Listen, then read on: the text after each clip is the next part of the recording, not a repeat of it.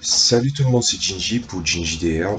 On se retrouve pour une vidéo réponse. Une vidéo réponse à François Le Temps. C'était sur l'ogre quantique. Je vais mettre le lien dans la description. Et du coup, ce qui va se passer, c'est que je vais expliquer l'ogre quantique. Et c'est une vidéo réponse, mais surtout, en plus de parler de ce sujet, je vais apporter un petit peu une astuce, ou plutôt une perception de la chose qui va permettre justement euh, qui sait, de peut-être renouveler une certaine confiance, un certain rapport entre les joueurs et le MJ. Alors ça a l'air un petit peu ambitieux, mais vous allez voir, c'est pas si compliqué que ça. C'est parti. Donc, alors, qu'est-ce que l'ogre quantique? Alors, c'est une traduction en français de l'anglais du ogre quantique. Je vais pas vous assassiner avec mon langage anglais un petit peu pourri. Du coup, ça consiste en quoi? Moi, j'appelle ça les encres scénaristiques. Chacun ses termes, hein, on va pas chipoter là-dessus. On en a déjà parlé du chipotage dans une dernière vidéo, donc il n'y a pas de problème. Ce qui va se passer, c'est que je vais vous expliquer qu'est-ce qu'un ordre scénaristique ou un ordre quantique. C'est simple, c'est quand vous êtes dans une partie de JDR, que ce soit un scénario, que ce soit un libre, ou que vous soyez dans un arc narratif, hein, faudrait peut-être un jour que je fasse la différence que j'explique la différence entre les trois, mais on va éviter de perdre du temps. Ce qui va se passer, c'est que peu importe où iront les joueurs, ils finiront par vivre un élément que le joueur aura décidé. Pourquoi j'appelle ça encre scénaristique et pas ogre quantique? Bon, déjà, le terme ogre quantique, je pense qu'il a été utilisé dans le... C'est un titre qui est évocateur de l'exemple qui est utilisé. Par exemple, c'est s'il y a un ogre et que vous décidez que l'ogre, en tant que MJ, que l'ogre doit être en face des joueurs à un moment donné, peu importe les actions qu'ils font en bien ou en mal, il finira par arriver indéniablement. Je préfère plutôt le terme encre scénaristique. Euh, pour ceux qui connaissent un petit peu le jeu vidéo Rogue Legacy, ben, c'est un peu le même principe. Quand vous avez un château, le château est créé procédurellement en fonction du nombre d'échecs que vous avez. Vous avez un perso, il meurt, et en fait, c'est la descendance qui hérite de l'argent qu'il a obtenu, des capacités pour devenir plus fort. Sauf qu'à un moment, il y a un moment où vous pouvez visser le château, c'est-à-dire que le château ne changera pas de forme. C'est-à-dire qu'il restera tel quel. L'aléatoire n'a plus de place. C'est un très bon exemple. Ou pour faire tout simplement un exemple, pourquoi une autre? Parce que justement, c'est posé et le bateau, le véhicule, il va justement permettre d'amener les autres à ce que vous avez envie de faire. Un bateau volant, oui, peut-être. Pour être plus fantaisiste, on va dire un bateau volant. Et du coup, il y a un problème avec ça, c'est que c'est plutôt les raisons d'abord, on va parler des raisons pour lesquelles on utilise ça. Déjà, un MJ veut avoir son scénario sur des rails, hein, c'est-à-dire il veut essayer de maintenir la chose telle qu'il l'a pensée. Encore, il y a le fait qu'il y a un petit peu le côté, un petit peu, pas les mégalomane, mais un petit peu prétentieux du MJ qui justement, il prétend que peut-être son scénario est meilleur et que finalement, il a, peu importe ce que les joueurs feront, ils feront vivre la chose. Euh, Quels seraient les autres problèmes encore? Hmm, Ouais, je dirais c'est de un pour ne pas se perdre, de 2 par l'ego du MJ. Euh, Ensuite, une autre raison qui aurait été possible, je dirais que euh, ça sert, c'est quand le postulat de base des joueurs a été avéré que le scénario il est scripté. C'est les trois cas. On peut accepter des scénarios scriptés, surtout il faut savoir les accepter au début, mais s'il n'est pas scripté, les deux peuvent poser problème. Alors, je vous explique. Pour moi, je vois les encres scénaristiques par défaut, et sachez une chose, les MJ s'en servent inconsciemment ou pas. Ils peuvent décider de le faire ou pas. Peu importe, si vous avez décidé que vous voulez mettre un dragon dans votre scénario, ben si vous voulez mettre un dragon, c'est déjà un encre scénaristique. Vous l'avez déjà posé, peu importe sa taille. Et en fait, pour moi, c'est une perception assez spéciale. Je vais vous donner un petit peu l'exemple. Il faut visualiser une flèche pour la teneur de base des encres scénaristiques perçues par les MJ. Parce que ce n'est pas l'encre scénaristique en soi le problème, hein. Le problème, c'est la manière dont c'est agencé. C'est pour ça que je dis que je compte apporter une solution. La solution que j'ai trouvée. Bien sûr, vous pouvez le nier, vous pouvez dire j'aime pas. Non. On a déjà fait un truc sur les conseils, hein, tout ça. Donc voilà. Imaginez, ça c'est le point A. Ça c'est le point B. L'encre scénaristique, c'est évidemment le point B. Ensuite, voici le point de départ. Mais ça sera aussi les joueurs. C'est-à-dire que techniquement, un scénario peut faire ça, s'il est scripté. S'il est couloir. Voilà. Maintenant, l'encre scénaristique, et c'est là où il faut vraiment percevoir où est le problème, je le perçois comme une flèche, du moins l'extrémité à la forme d'une flèche, mais ça ne veut pas dire que la flèche, elle va tout droit. Ça veut dire que dans un truc scénaristique, le chemin, ça peut être ça.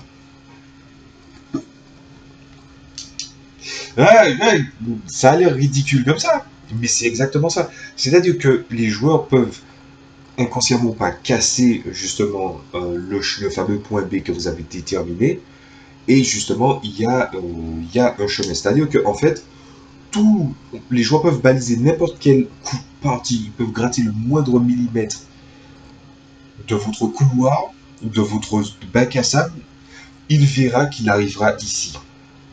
Alors que parfois, il y a des joueurs qui sont taquins et qui vont essayer de casser le scénario. Il y en a d'autres qui ont une volonté de tracer quand même leur propre histoire. Et il y en a d'autres qui le font inconsciemment. Mais à partir du moment où on arrive ici, il se passe un petit quelque chose, et ce petit quelque chose, c'est simple, c'est qu'il y a rupture. Le joueur, c'est quoi sa carte graphique? C'est l'imagination. Mais ensuite, quel est son disque dur? Ben, c'est à peu près ce qui est dit. Donc c'est encore son cerveau, c'est ce que le joueur, c'est ce que le MJ lui dit en fonction de ce qu'il a fait et ce que les autres ont fait. Peu importe que le joueur soit concentré ou pas, s'ils sont vraiment tous concentrés, ou il y en a au moins un qui sont concentrés sur eux tous, à un moment, il va se passer un moment où il va commencer à agencer les éléments pour se rendre compte du parcours, parce que c'est quand même une aventure, et une aventure ou une fiction peut être en plusieurs actes, peut être scénarisée, peut suivre un code, voilà. Ben, il va suivre le tracé. Et il va voir que le tracé n'est pas normal. Le tracé est anormal. Voilà. Donc moi j'appelle ça le classique, hein, c'est l'ogre quantique ou l'encre scénaristique en flèche. Ce n'est pas bon du tout. Pourquoi ce n'est pas bon? Je vais vous expliquer. Les encres scénaristiques, tout le monde s'en sert à différents degrés. Mais c'est en fonction de de masteriser et aussi le postulat ou pas de ce que vous allez accepter ou non qui va déterminer la finalité de cette encre scénaristique. Ça veut dire que si vous avez fait un couloir, vous avez dit le scénario est scripté et qu'ils vont de point A à un point B, ils vont pas se poser la moindre question.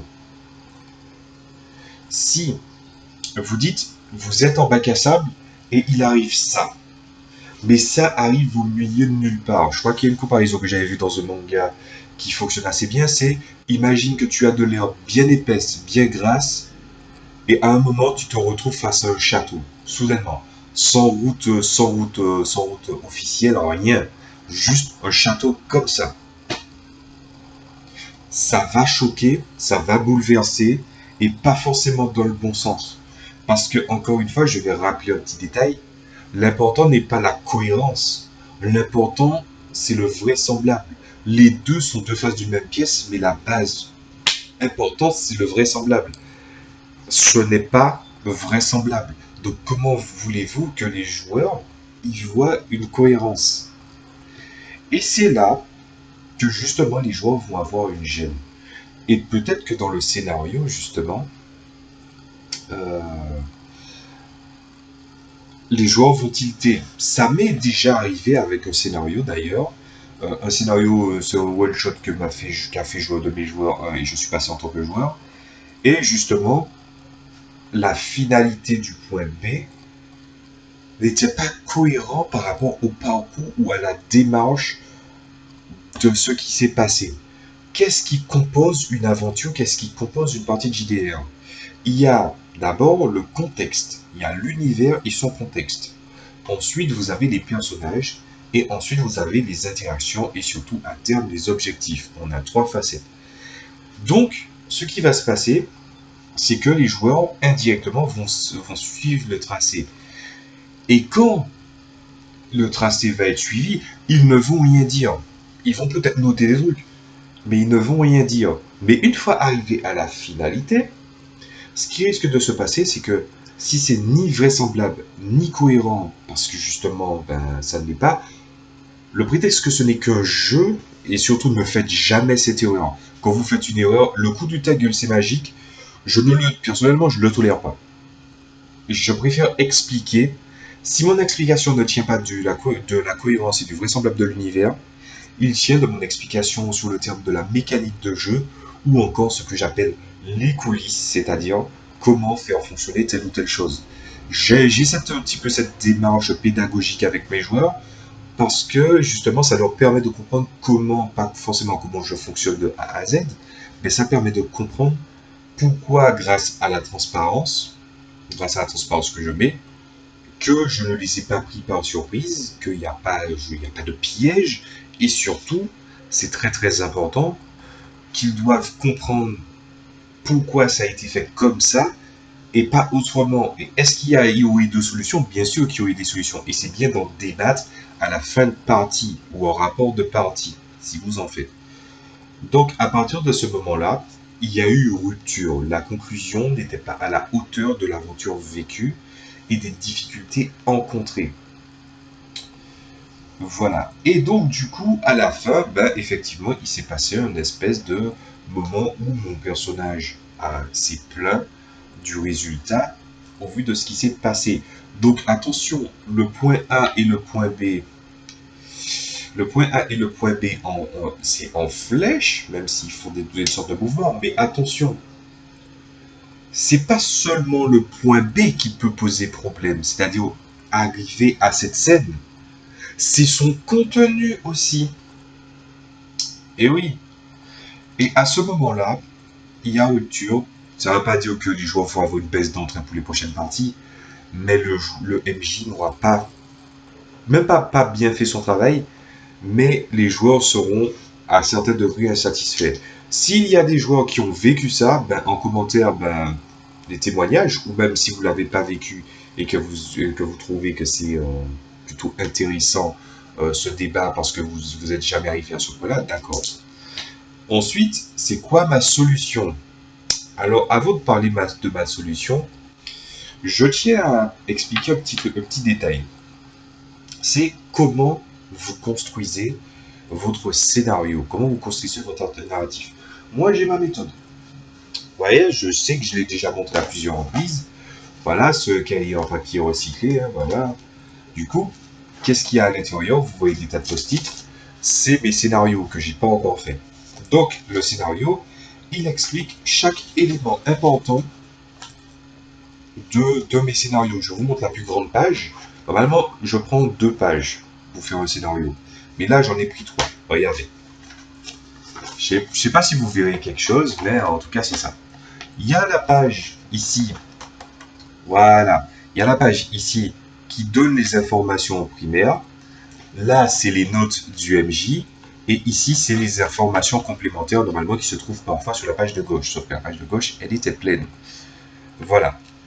Alors, à partir de ce moment-là, en fait, c'est pas la méthode que j'ai prend en compte justement des encres scénaristiques. Mais attention, l'encre scénaristique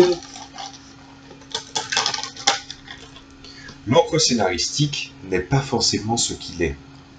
Voici le point A, voici le point B. Parfois, en cours de route, j'accepte un élément assez essentiel et c'est ça qu'il faudra que vous compreniez.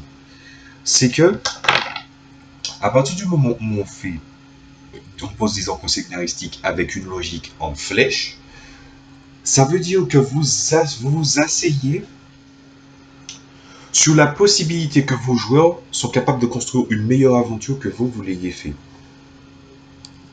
Pas qu'ils feront le même meilleur travail que vous, mais ce sont les acteurs. Et quand un acteur fait une prestation et sort un petit peu de son texte et que le truc est meilleur, il est un peu bête de se rendre compte que oui, on a décidé de ne pas faire comme ça parce que c'est pas comme ça qu'on veut le faire. Il y a un petit peu un manque d'échange. C'est pour ça que pour moi, le point B, voici le point A, voici le point B. Parfois, les joueurs peuvent ouvrir un point B alternatif, différent de l'autre. Ça veut dire que j'accepte de faire le scénario tel qu'il est, parce que n'oubliez pas ce qu'on a dit, qu'est-ce qui compose le scénario, son univers et son contexte, les joueurs et les principaux acteurs, et ensuite la navigation, le déplacement dans cet univers et son objectif. Si vous parlez de postulat scripté, il sera scripté. Il n'y a rien d'autre à ajouter. Par contre, si vous avez décidé de les laisser vraiment dans le bac à sable, c'est que vous acceptez qu'ils peuvent partir totalement autre part, faire fausse piste. C'est surtout très très important qu'ils fassent fausse piste, surtout dans les scénarios d'enquête ou les JDA qui tournent autour de trucs policiers. C'est très très intéressant, bien des trucs qui parlent de mafieux. C'est très intéressant de voir les directions dans lesquelles ils vont et tâter le terrain. Comme ça, ils ont des interactions, ils occupent un bagage. Et à ce moment-là, encore une fois, l'encre scénaristique, ça peut être le moindre gars que vous lui laissez comme indice. C'est-à-dire que vous mettez un indice pour ramener sur le point B. Il faut faire très attention. Une encre scénaristique peut vite apparaître même par mégarde. Vous devez laisser des informations venir telles que les disponibilités de la personne qui est en face est prêt à mettre. Pour faire simple, la disposition et les informations que PNJ a peut et si possible doit être différent si de base il est différent. Si il amenait vers le point B, c'est génial. Si il amenait pas vers le point B, mais quand vous vous dites au bout d'une heure, bon mais je vois galère, du coup ce personnage va savoir, ben là c'est une encre scénaristique. Elle n'est pas dans le personnage. C'est pour ça que j'aime pas trop le terme ordre quantique. Il n'est pas dans le personnage, l'encre scénaristique. C'est pas l'ordre en question, c'est pas le personnage qui fait une encre scénaristique. C'est le lieu, c'est le scénario, c'est la ligne de texte qui permettrait de trouver justement ce fameux point B. Et alors, c'est quoi ma solution? Moi, je l'appelle la méthode en cône. Je vous explique. Voici le point A. Et en fait, il faut visualiser un cône. Le cône, c'est au-delà du bac à sable. C'est-à-dire qu'elle s'étend même après la ligne d'horizon, c'est-à-dire là où les gens sont prêts à aller. Si vos personnages veulent avancer dans le scénario, ils le feront. Mais on va venir sur ce point à la fin en conclusion. Et ce qui va se passer, c'est qu'ils vont vivre leur aventure dans le cône, mais à un moment, ce qui fait que le scénario, j'ai montré des tas de mouvements, mais les tas de mouvements n'indiquent pas une avancée ou reculer. Ça veut dire qu'ils se déplacent à un endroit. Mais en fait, le point A devient un bagage qui va les suivre pendant leur déplacement. Donc ils vont accumuler, si vous avez bien fait votre scénario, ils vont accumuler des informations qui vont leur amener vers l'encre. Mais l'encre ne se trouve pas dans le cône, il se trouve après le cône. C'est-à-dire que vous avez le point, vous avez le point B, le cône, il est genre là, et le point B, il est là. Ça veut dire qu'ils vivent leurs aventures, voilà, ils le vivent, et à la fin, Ça manquera après tous les éléments et qui sont pris par exemple une direction différente ou ils sont arrivés sur les rails. À un moment, les conditions seront remplies et ça sera la fin de cet acte-là, si vous le faites en plusieurs actes. Et le point B devient, devient déjà le nouveau point de départ en plus de celui-là qui s'est accumulé. C'est pour ça que j'ai parlé de bagage. Le point A et toutes les aventures, tout le méli-mélo de tout ce qu'ils ont fait vont les poursuivre, non pas seulement dans le vécu que les joueurs ont, de l'expérience qu'ils auront, pas dans ce que les joueurs, les personnages ont vécu, mais tout cet amas va tricoter le scénario. Et à ce moment-là, il y aura la résolution à la fin quand les conditions seront remplies. Et il y aura, bien sûr, s'ils ont pris notre direction, ils ont pris notre direction. Mais l'autre direction peut très bien être aussi un point B. Et donc, du coup, ça commence comme ça, avec le nouveau point B qui est devenu la nouvelle base du cône. Et ensuite, ils recommencent, ils refont pareil, ils se déplacent en cône. À la fin, ils arrivent un peu où ils remplissent les conditions. Il y a encore un autre point et c'est le dernier acte. C'est ça ma méthode. Ça n'a pas l'air évident comme ça, mais ça demande un beau travail de scénario. Vous n'avez pas à vous embêter à écrire 8 pages de scénario. Je dis chacun sa méthode. Mais ce que j'essaie de vous dire, c'est que si vous venez de débuter un JDR, regardez bien. Déjà, j'écris pas si petit que ça. Et regardez, les trucs sont remplis et ça tient que sur ça. Vous pouvez aussi faire des tas d'écritures, des tas de scénarios, des tas de lignes de texte. Le truc, c'est que mon imagination est de base, j'en ai déjà un petit peu parlé, assez débordante. Et je me fais épauler par des outils qui sont souvent les dés, qui sont souvent ceux-ci. Je ne vais pas trop rentrer dans les détails, hein, on va rester un petit peu dans les détails, mais sachez que de base, on va dire que j'ai des compétences qui fait que je peux exploiter ces deux trucs-là. Des compétences du genre de voyance. On y croit, on n'y croit pas. Sauf que les joueurs qui ont eu des légers doutes, leurs doutes se sont très très vite dissipés quand ils ont commencé à se rendre compte que les lancers de dés, parce que j'ai pas de paravent, les lancers de dés ne contredisent jamais les cartes et ne me contredisent jamais moi. Donc j'ai une bonne base scénaristique, j'ai étudié toutes sortes de scénarios, toutes sortes de fictions, je connais pas tous les éléments pour se proposer un scénario, mais je connais les squelettes, même si le squelette il est éthéré.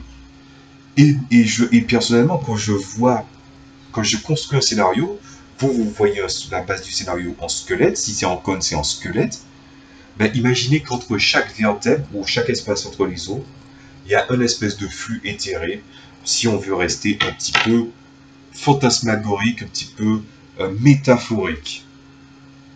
Mais pourtant, il vit, ce squelette, ce scénario, il vit. Et ce qui compose les muscles du scénario, c'est les actions des joueurs. Et qu'est-ce qui fait qu'il ressemble à quelque chose identifiable? C'est le mélange de ce que j'ai proposé, ce que j'avais envie d'amener, ce qu'ils ont fait, ce qu'ils ont retenu. Je fais souvent des scénarios avec des thèmes, avec des problématiques, avec des choses que je veux aborder, malgré le fait qu'il y a quand même un pendant action dans mon œuvre. Et du coup, ce qui se passe, c'est que comme je maîtrise des bases scénaristiques, des bases fictionnelles, je maîtrise bien les dés, je peux exploiter mes compétences dont je viens de vous parler pour les dés, pour les cartes, et même sans, parce que des fois, je voyais que mes joueurs, ils aimaient bien quand je mettais un petit peu, pas de l'aléatoire, mais une espèce d'aléatoire, c'est-à-dire que l'univers que je crée, je tape, j'écris tout comme ça, dans ma tête, il est déjà bien avancé, donc je fais que pondre les trucs, en fait. Et ce qui se passe, c'est que ils se disent que la transition se fait bien avec les deux objets. Sauf qu'à un moment, je dois savoir, est-ce que mes compétences me permettent, sans ça, de faire un bon scénario? et j'y arrive. Et c'est comme si je les avais utilisés. Mais de toutes les façons, un médium n'est jamais qu'un médium. La base, c'est toujours celui qui a les compétences. C'est-à-dire moi, vous voyez que je dis compétence et pas don, parce que c'est quelque chose qui peut se travailler aussi. Mais bon, c'est une autre histoire et je ne veux pas rentrer dans ce genre de détails-là sur ma chaîne. Du moins pas avant un certain moment. Et donc du coup, ce qui va se passer, c'est que en prenant en compte tout ça, j'ai des bonnes bases et je pense que je peux le dire. Ça me gênait de dire ça avant, mais oui, je considère que ouais, je suis devenu un MJ qui est quand même assez consistant. Donc ça tient la route. Je le dis, je tiens la route. Voilà. Donc c'est un petit peu ce que je comptais rajouter sur la question. Et du coup, on va commencer à conclure puisqu'on est déjà sur 25 minutes et la vidéo va durer un petit peu. Je vais conclure. Les encres scénaristiques, on s'en sert ou on s'en sert pas. Le problème n'est pas les encres scénaristiques, c'est vecteurs de quoi et c'est motivé par quoi. La méthode Ancon, je l'ai créée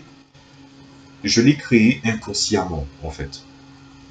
Au début, je faisais des scénarios, j'ai fait des scénarios, je faisais des scénarios, le premier scénario que j'ai fait, il était en flèche. Vraiment au tout début, aux origines. Mais ça m'a très vite saoulé parce que je me suis dit, le postulat de base de mon jeu, c'était quand même que ça ne se prête pas à l'assistanat du MJ. Et donc, du coup, je me suis dit, qu'est-ce que je peux faire en écrivant mes scénarios, ou en pensant mes scénarios, parce que cette méthode, voilà, qu'est-ce que je peux faire pour que mes joueurs s'investissent?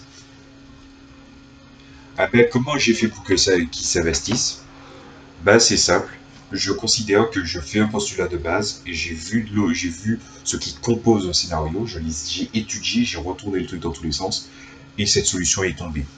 Mais la partie la plus importante dans ce que je vais vous raconter, c'est la démarche. La méthode Ancon, elle a une démarche de fédérer la confiance entre le joueur et le MJ et vice versa et surtout envers l'univers aussi. Et c'est très très important cette information. Le MJ peut avoir un scénario qui est pointu, qui est bien fait. Mais, comme dirait le JDG, je vais vous mettre en description le lien sur sa vidéo sur les FMV, la conclusion est quand même géniale. Il n'y a rien de pire pour un joueur qu'il n'est pas le choix. On lui dit dans un monde où il a de multiples choix, parce que souvent on dit dans le JDR on peut faire ce qu'on veut. C'est pas comme ça que je définirais le JDR. J'en ai parlé dans des vidéos précédentes. C'est plutôt, on est dans un monde avec de nombreuses possibilités. Mais personnellement, les toboggans, les tracés, ça amène au même point. C'est qu'on ne fait pas confiance aux joueurs. On n'est pas dans un jeu vidéo. Le jeu vidéo prend en compte pas mal de choses parce que bon, ça a quand même été créé sur une base et on considère un jeu vidéo comme un produit fini. À la piste parfois, hein, avec les bugs et patati patata, mais vous comprenez un petit peu ce que je veux dire. C'est un produit fini. C'est-à-dire qu'on a le scénario, le système de jeu, ce genre de choses, son fonctionnement, il est fini. Il ne va pas évoluer, il ne va pas faire des à côté, il ne va pas faire de compromis. Il faut jamais penser un JDR comme un jeu vidéo. J'adore les jeux vidéo, j'ai grandi avec ça. C'est ça qui m'a motivé à faire du jeu de rôle en plus. En bien comme en mal. Mais il faut savoir faire la différence entre les deux médiums.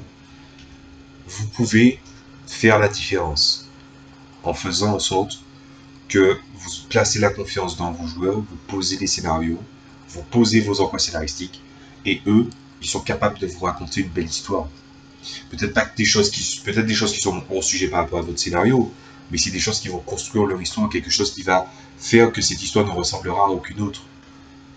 Avec la méthode en flèche ou en scénario scripté, vous avez envie de raconter ce que vous avez envie de raconter. Et du coup, ben, si vous vous trouvez face à des joueurs et que vous vous rendez compte que à deux tablés qui se connaissent en plus, et que vous vous rendez compte, ils se rendent compte que les deux tablés se rendent compte que vous leur avez fait faire exactement le même scénario et qu'ils avaient le même manque de choix, à force de chasser deux lièvres, on finit par les perdre tous les deux. Ce que je veux dire par là, c'est que ce qui construit une partie de JDR, c'est le MJ avec le fait qu'il régit l'univers, mais les joueurs le font vivre. Vous voyez un petit peu, il établit les règles, il fait en sorte que ça reste sur les rails. Un scénario, c'est à peu près pareil, vous faites en sorte qu'il soit un petit peu sur les rails. Des fois, c'est difficile, c'est pour ça que parfois on script, mais à la fin, il faut quand même laisser au JDR être du JDR, c'est-à-dire un monde de possibilités.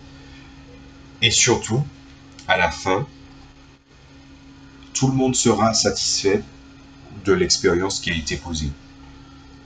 Et peut-être qu'ils pourront briser, parce que même les scénarios qui sont écrits pendant plusieurs mois, hein, ben, le joueur il fait une action, il trouve un truc qui réussit très très facilement. Quel serait votre réflexe s'il finit par régler le scénario que vous avez décidé de faire en 3 parties en une seule? Encore sans la difficulté, j'en ai déjà un petit peu parlé. La difficulté, c'est un petit peu de la branlette. C'est à ce moment-là où vous devez comprendre, que ce soit les joueurs ou les MJ, que c'est les 3 parties entre l'univers que vous avez décidé de jouer, les joueurs qui font vivre l'univers et vous qui faites, vous les MJ, jouez les régisseurs, qui construisent une histoire. Et surtout, une histoire pas forcément originale, ça peut dépendre, mais au moins votre histoire à vous tous autour de la table. Et c'est ça qui est important. Et pour finir, je vais rajouter un dernier détail, hein, puisque voilà, ma conclusion était assez bonne, donc je vais rajouter un dernier détail. Quand vous faites un scénario, parce que ça arrive souvent chez certains MJ, ils disent qu'ils veulent faire jouer un scénario, mais au lieu de faire jouer un scénario, ils le disent clairement, ils veulent que les MJ tombent sur cette quête, tombent sur ce scénario. Et les MJ auront le droit de fuir. Et vous allez faire en sorte que la quête, vous allez faire quoi? En sorte que la quête se répète à chaque fois? Non. Il y a quelque chose qui se règle, il y a des choses qui se règlent sur la table, il y a des choses qui se règlent autour de la table, il y a des choses qui se règlent en dehors de la table. Là, quand vous dites à des joueurs, je vais vous faire jouer un scénario, ils auront déjà la posture à avoir. C'était Jinji pour Jinji DR, très bon sujet, je trouve. Euh, J'espère que ma méthode va vous aider. Si vous avez aimé, ben vous connaissez déjà le classique. Hein. Si vous n'avez pas aimé, bon, pour les trucs techniques, j'ai déjà expliqué. Si vous avez de l'expérience sur les emplois scénaristiques et aussi des mauvaises expériences comme des bonnes, hein, ben, n'hésitez surtout pas à mettre des commentaires, il n'y a pas de problème. Et surtout, si la méthode vous a très bien enchanté, hein, et elle vous a plu, ben, surtout n'hésitez pas à partager sur les réseaux sociaux. Il n'y a pas de problème. Donc, la prochaine vidéo, ben, elle risque d'arriver assez vite. On va sûrement parler de la posture de l'échec. Plutôt l'échec en général. C'était Jinji pour Jinji DR. À la prochaine fois.